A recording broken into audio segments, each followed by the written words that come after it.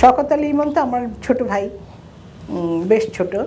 তো ওর কাজ সম্পর্কে আমি কি বলবো, যেটাই বলবো সেটাই শোনাবে, মানে বেশি প্রশংসা করছি বা কেউ। তো খুবই ভালো কাজ করেছে, অনেক ভালো কাজ করেছে। ও মেলোডি যেরকম করেছে সেরকম রিদমিক গান, তালের গান বা যে কোনো গান ওর খুব স্বাচ্ছন্দ্য, খুব একটা হয়ে যায় আর কি।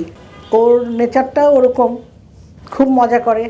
ও যেমন আমাদের ঘরোয়া কোনো পার্টিতে ও না আসা পর্যন্ত পার্টি জমে না, ও খুব জমায় রাখে, ভীষণ হাসি খুশি, ভীষণ। ও না আসলে পার্টি জমে না। তো এরকম আবার উল্টা দিকও আছে, যেমন প্রচণ্ড অভিমানী, ও বুঝতে দেয় না কাউকে, অভিমান করলে বুঝতে দেয় না। তো এগুলো আছে।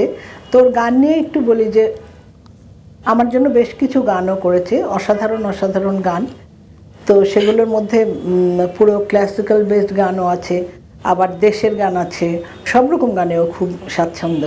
তো আর যেটা হয় যে আমার সাথে গান গাইতে গেলে, আমার সাথে যখন গান করে তখন ও যত কঠিন কঠিন কাজ, মানে ও যেহেতু জানে এটা আমার গলায় আসবে, বা সমস্ত কঠিন কঠিন কাজগুলো আমাকে দিয়ে দেয়, আর আমি করে ফেলি। আর ও থাকলে আমি খুব স্বাচ্ছন্দ্য থাকি। ও আমার মিউজিকে থাকলে আমার আর কোনো টেনশন থাকে না। আগে যখন আমার সঙ্গে বাজাতো স্টেজে, আমার রিহার্সালও করতে হতো না, মানে ওর দিকে তাকালেই ও বুঝে নিত আমি কি চাচ্ছি বা ও কি চাচ্ছে এখন।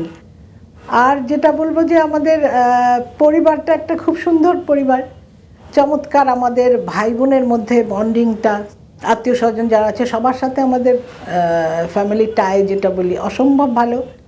আর আমাদের একটা গ্রুপ আছে শুধু ভাই বোনের, সেখানে আমরা মাঝে মাঝে অনেক রকম মজা করি।